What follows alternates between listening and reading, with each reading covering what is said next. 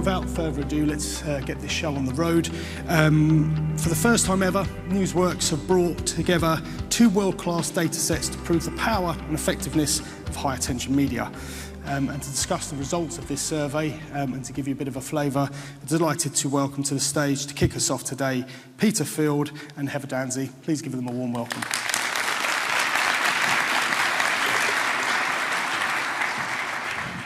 So good morning. So this morning, Peter and I, we're going to talk through the importance of attention for effectiveness.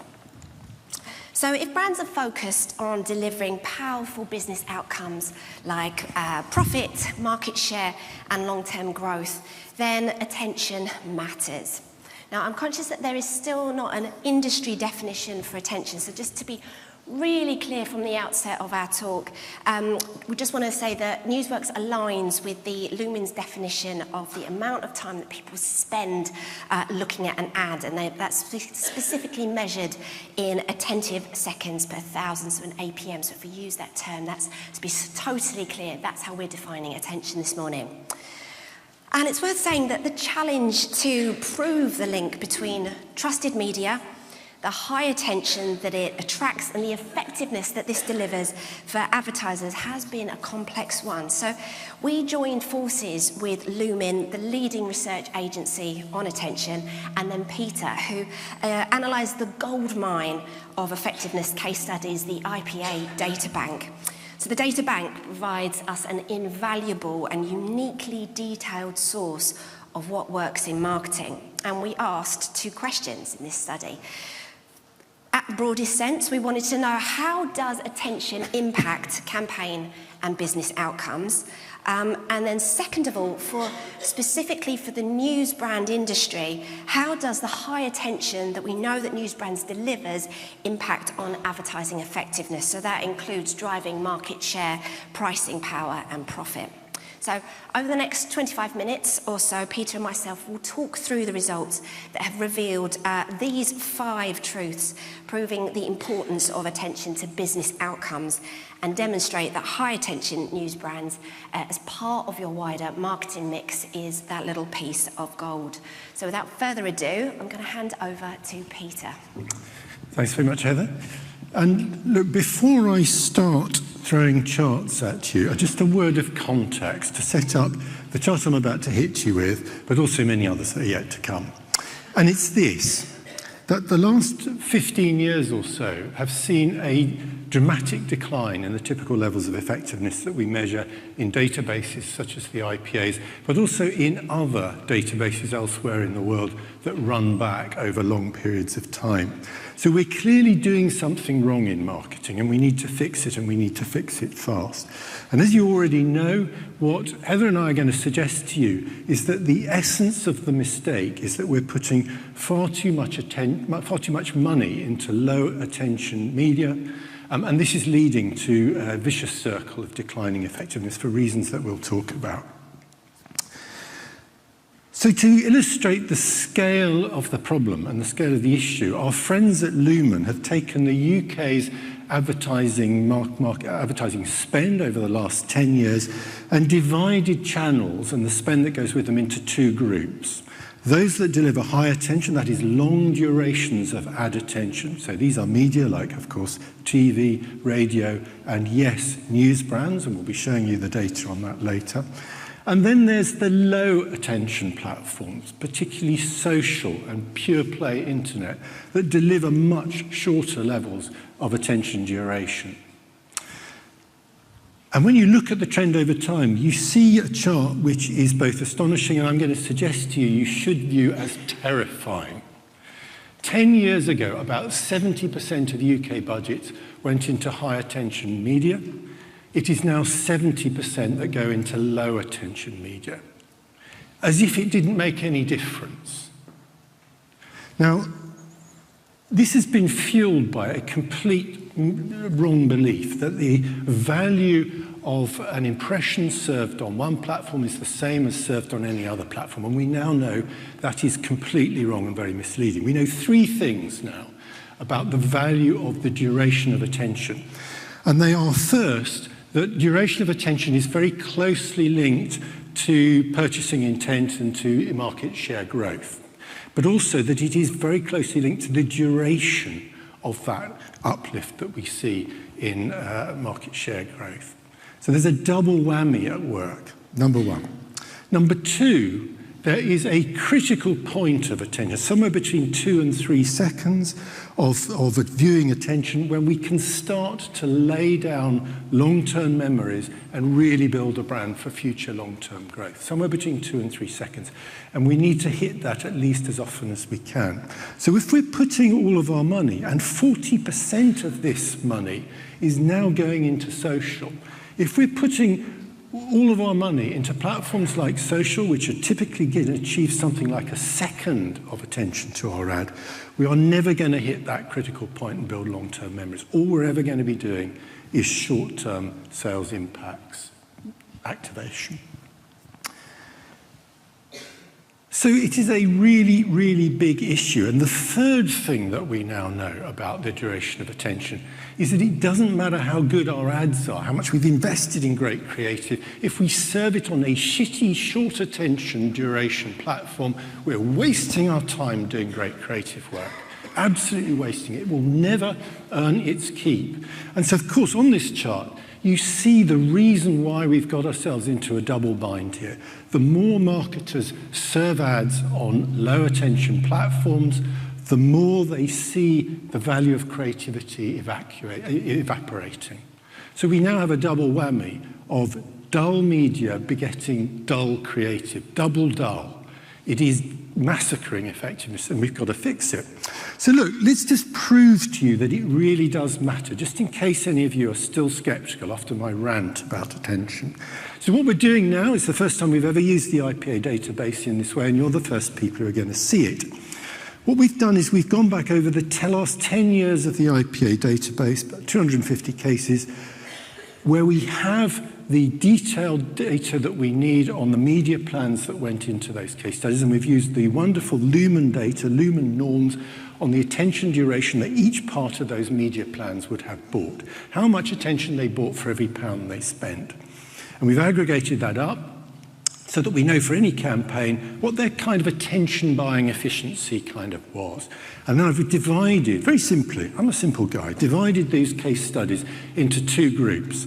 Those who tended to lean into high attention, they bought a lot of attention for their pound, and those who lent into low attention and bought a little, much less attention for each pound they spent. And we're going to look at how that plays out in market effects in a moment. But just 2 points to make before I show you the data.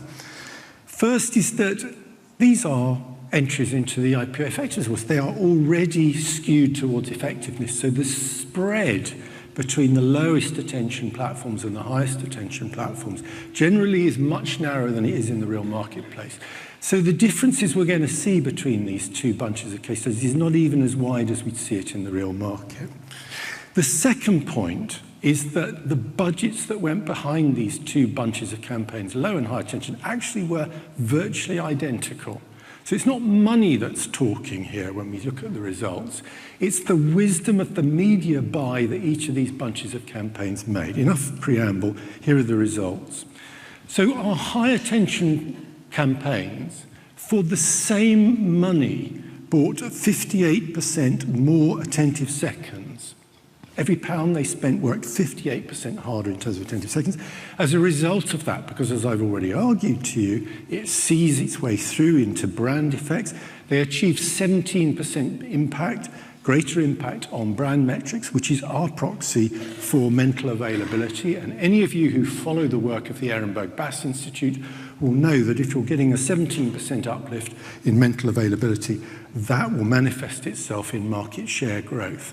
And so these high attention campaigns saw a 12% greater market share uplift at the end of their campaign than the low attention campaigns for the same money. Now, if any of you are sitting there thinking, well, 12% isn't so exciting, what's Peter getting his knickers in a knot about for this? This is for nothing. Why wouldn't you do it? Why wouldn't you put money into high attention platforms when you can get 12% more without spending a single penny? Why keep chasing shitty, low CPM platforms and just buying CPM all the time? That is what's been going on. We've been chasing cheap and ending up with tacky, low attention media. We've got to stop. We have to fight back, or we will not rekindle the kind of glory days of effectiveness that we once knew. Rant over for the moment, anyway. Now, there is, of course, another factor that drives effectiveness, and this is very important to us, and that is Marshall-McLuhan effect. The medium is the message. It's not just the attention, it's what the context in which our ad appears does for our ad.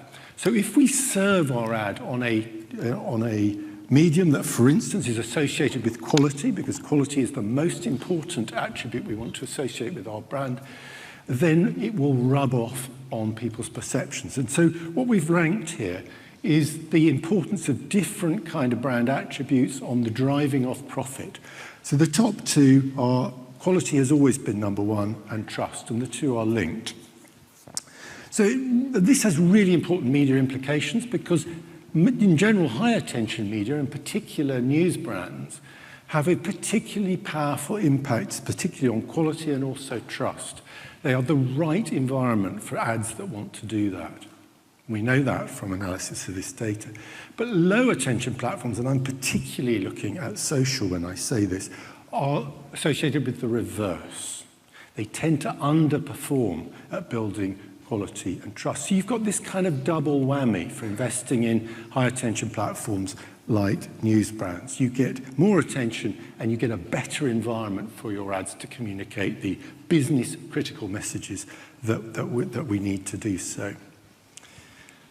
So any which way you look at it, we really need to be, instead of buying cheap, investing in platforms that don't just build attention, but also create the right high-quality, trusted environment that will help us build profit and bottom lines. Over to you, Heather. So I want to focus next on just the digital argument, because obviously we know that not all digital display is equal. It's certainly not reflected in the costs. But we are conscious that that isn't always considered when you're putting a plan together. And then certainly when each digital site is then measured at the back end and seen for the success that it's delivered. Now, news brands have consistently commanded attention for advertisers, and it's because if attention is the byproduct of the attention given to the surrounding content, then in our case, that boils down absolutely to the trusted journalism that the news brand is producing. But how much more attention do ads on digital news brand sites get today compared with elsewhere that you could place your ad? So we found that ads on news brand sites dramatically outperformed other sites elsewhere. So it got 40% more attention for display ads and 24% more attention for video ads. And again, just to reiterate, we were comparing these to the top 500 sites that you could find elsewhere. And that's just the tip of the iceberg if you think of all the places that your ads could be placed in the programmatic mix. So again, 40% for digital display, that is quite a conservative figure. We also know that both video and display ads on news brand sites are viewed for longer than other sites. The average dwell time for a non-news brand site is under the 2-second mark, whereas the news brand averages are higher, 20% uplift for video ads and a 31% uplift for display ads. We're going to talk a little bit shortly about the impact that this dwell time and these levels of attention have on your brand lift and your business outcomes. But really, what I want to just emphasize the point here is that from the outset, digital news brands are high attention media. They're working harder for advertisers than other sites that you could be placing your ads. And so they shouldn't be measured and classed in the digital long tail. If you isolate what the news brand sites are doing for your campaign versus everything else, you will find that rather than being blocked in with other display, they're performing much, much, much harder for your campaign. So just to talk a little bit about the uplifts now, because attention, of course, is always it's an important metric, but it's the start of effectiveness. It's where effectiveness starts rather than where it finishes. So to examine the relationship between attention and then 4 brand lift outcomes, Brand Metrics is a campaign measurement company. They collect campaign data on how many people view an ad, how many times they view that ad, and for how long they view it. And so we're not just looking at the brand uplifts here, because Brand Metrics integrated all of Lumen's attention norms against hundreds of news brand campaigns, against thousands of non-publisher campaigns. So we're looking at the brand lift in light of the attention that ad, and in the broader sense, that campaign achieved.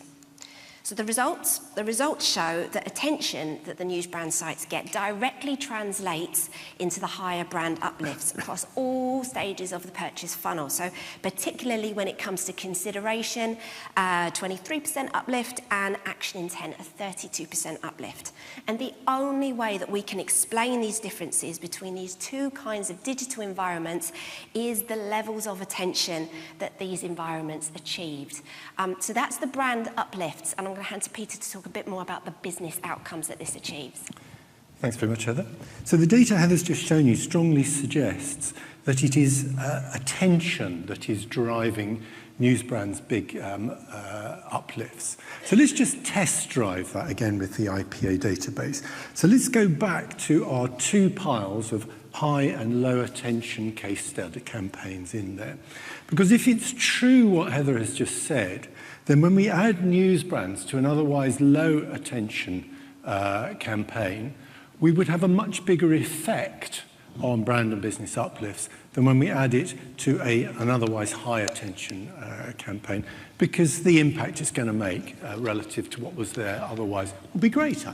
And of course, that is exactly the pattern that we see when we look at this. So, of course, across the piece, we get very worthwhile uplifts to brand and business outcomes, whether the rest of the media choices are high or low attention. But the difference is considerably greater when we're serving these ads in amongst low attention media choices. And of course, when it comes to the most important metric of all, of course, which is profit, where we get this kind of double whammy effect of not just greater attention, but the context effects that boosts its impact, we see an even bigger difference between the difference that news brands can make to a low versus a high attention campaign. So this kind of teaches us 2 things. Firstly, that if you are over-investing in low attention digital content, as I'm guessing many of you probably are, then you really need to pull some money out and put it into news brands, because it's a very good antidote to the inadequacies of many of these low attention platforms, and the long tail in particular. The second thing, of course, it teaches us is that it is very consistent with the point of view that we are arguing here, is that it is the attention value of news brands, superior attention power of news brands sites, that it is principally at play now in continuing to boost brand and business metrics significantly. And we'll see some evidence for that in a moment. Inherent within everything we've been saying is that attention drives business effects through the medium of the brand. It enables us to build brands more strongly. So let's just play with that for a moment with the IPA data and see how that works. Now, in the early days of this study, and I've been doing this study now for about 10 years now, in the early days, we didn't see huge brand uplifts. There were other features of news brands that seemed to be driving growth. But when we look at the data now, this is the whole 12 or 14 years of the data that we're looking at here, we are now beginning to see very, very big brand uplifts as well, for reasons I will come back to. So it's quite clear that growth increasingly now is being in part driven by brand in a way that perhaps it wasn't in the earlier days of this. There is a big brand effect. That, again, is consistent with that assertion. But it's also quite useful to look at the pattern of business uplifts that we get when we compare campaigns that didn't use news brands with those that did. And again, budget levels between these 2 groups of campaigns are very, very close. It's not money talking here. It's the wisdom of the media buy that's talking here. So let me draw your attention to 2 of the biggest uplifts on that chart, which is the volume, that is to say market share impacts of adding news brands, but also pricing power. And the two of those together, if we drive incremental volume at incremental margin, it adds up to the very, very persuasive profit impacts we get when we add news brands to a schedule, and in large part explains it. I don't want any of you to underestimate the importance of the pricing power benefits of news brands. As Warren Buffett said, it is for him the most important decision factor in the decision he makes as to whether or not to invest in a company. Because if you have pricing power, you can drive profit much more powerfully than any other of the business metrics that we can look at here.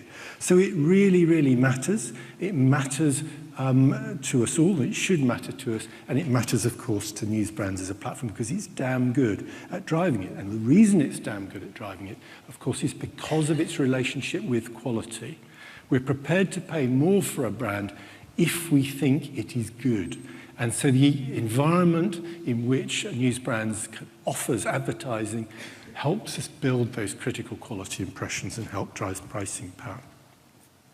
Now, smart marketers, of course, know this, increasingly know this. Smart marketers in the sense of the ones that get case studies entered into the IPO Effectiveness Award. So what we've seen over the period of this study from the first half to the second half is a pronounced shift in the use of news brands from essentially a short-term sales activation medium to a long-term brand building medium, as marketers have realized its value, but also as the rest of the media buys have kind of collapsed attention levels. If the rest of your media plan is simply incapable of building a brand, whereas particularly your digital spend, whereas news brands can do it, then it's a really valuable use for news brands. And marketers are doing this more and more. And that, of course, is a very sensible and valuable trend, and in large part drives what we see in my next chart, which is, again, we're comparing the beginning and end, this really strong trend, which has persisted throughout this database, but is now being driven, I think, increasingly by attention. So if you look at some of the biggest uplifts on that chart, the ones associated with volume growth, customer acquisition, and market share growth, these are dramatic increases in the ability of news brands to build the uplifts that we get when we add them to the column. That's what we're looking at. How much is the extra build grown over that period of time? Now, those are precisely the metrics you would expect to shift most if we are essentially building mental availability. And that is the way in which news brands is now being turbocharged. Set amongst a long tail of pretty dismal, low attention digital media, news brand shines out as a way of getting real attention and building mental availability on digital platforms. But of course, none of that compares even slightly with the massive impact that reflects the same issue that we see to brand uplifts, which have more than trebled over this period. So news brands have gone from being a relatively weak performer as a brand building tool to being really a very strong one. Now, just in case any of you are sitting there thinking, hang on, Peter, this is all too good to be true, you know, these numbers are enormous, how could news brands possibly deliver anything like that? Just bear in mind, this is actually being driven by two things. It's not only the innate and growing power of news brands as an advertising medium for all the reasons I've talked about, it's also the, how should I call it, the shittification of media plans. The fact that news brands are now appearing on media schedules that are increasingly dominated by really, really low attention platforms. So of course it stands out and shines amongst them all the more. And of course its impact has grown. And there's two factors that are driving that, if we are, of course, brutally honest, which I am occasionally. So it is no exaggeration, particularly if we look at growth as our primary metric, to say that news brands' impact on effectiveness has nearly doubled since 2018. Now, to me, this seems like a slam dunk. It's a no-brainer. Why wouldn't we put news brands on a schedule? But then I am not, and never have been, infatuated with social media as an advertising medium. I think actually it's not a very good one. It's good for activation, lousy at building brands. And yet we're putting more and more and more money into it and seeing the damaging impacts as a result. So look, hopefully by now, Heather and I have convinced you that news brands should appear on all media plans and not just amongst the long tail of relatively dismal digital platforms. It should be given a much more robust and important role in media plans. So the question perhaps is not so much whether we should be investing in news brands, but how much we should be investing in. Before I hand back to Heather to take you through what the Lumen data says about that, the IPA data can actually add to the argument. So what we've done is we've divided the IPA case studies into two piles, two different piles. Those that invested above median levels of their digital budget in news brands, so they're pro-digital news brands, and those that invested below median levels of their digital budget in news brands. So they are the not convinced about the value of news brands as a digital medium. And then we're going to see how that plays out in terms of effectiveness.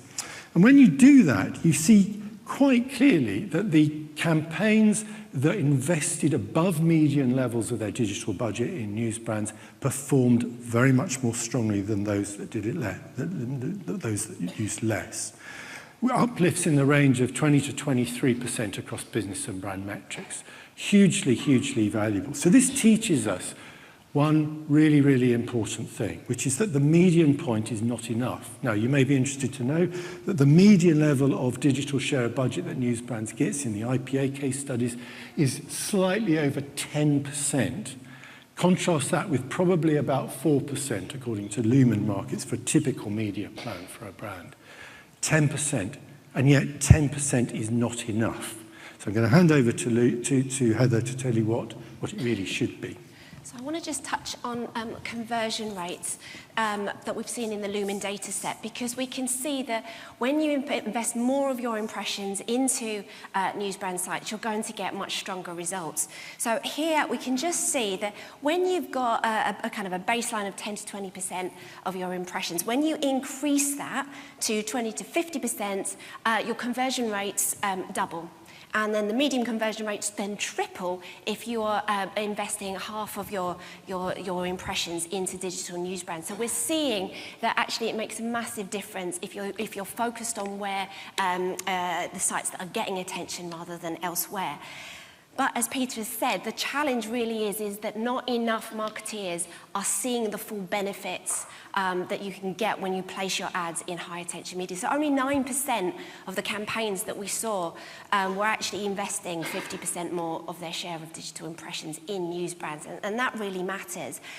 So the only real start of that lift is when you start to be putting at least 20% of your impressions into news brands. And 20% is also a really good starting point if you're after reach and effectiveness. So here we've just looked at reach and frequency from the Touchpoints channel planner. So putting more and more of your impressions into news brand sites, how does that impact the plan? I am conscious, though, that, of course, quality costs more. So as you're moving some of that money over, quality inventory is going to cost more. But however, if you think about the fact that not all inventory that you buy as your CPM is actually seen, and that some digital environments are going to work harder for you, when you start to recalculate the costs to, let's call it an attentive cost per thousand, actually the news brand sites, or indeed the high quality, high attention sites, are much more cost effective from a return on investment point of view. So we used industry data, we used Walk for costs, and we looked at Lumen to really understand the maths behind it. And actually, in our example, we found that news brands were offering 11% better value than elsewhere online. So when we're thinking about costs as well, we shouldn't be just chasing the cheap media. We should be focusing on where is the media that's going to actually work harder for your campaigns. So please consider increasing investment into digital news brands to get the stronger effectiveness growth, and that you will see that when you start to analyse the success of your campaigns. So today we are launching this study, so you can find all the details in our report that's launched on our site, our Newsworks site. But also, if you would like to come and find out a little bit more around this study, we're going to be joining Jack Benjamin at 11 o'clock on the podcast. So we're going to be discussing the whys and the wherefores of the implications of these results in a little bit more detail. So hopefully you'll come and join us at that session as well. But I think, really in truth, if we're going to boil it all down, this in-depth study proves a fundamental truth in our society today. If you have attention, you can translate that into power and into profit. And commercially driven advertisers should be focusing their budgets on high attention media like news brands if they want to really deliver profit, pricing power and market growth. And yet we know that ad investment is moving away from high attention media, and that is of a concern to advertisers that want commercially effective campaigns. So the other thing that I would add to this is an effectiveness study, but I also think it's really important to really stress that the additional benefit that you get when you invest in news brands is that we have world-class journalism who are holding power to account on behalf of millions of people. And what they're doing is they're focusing the world's attention on the issues that matter most to society. And I would argue that that is incredibly important for advertisers too. So, Manchester, if you believe in high quality and high attention media, then please do ask for news and check that they are featuring in your digital news plans. Thank you very much for your attention this morning. Thank you.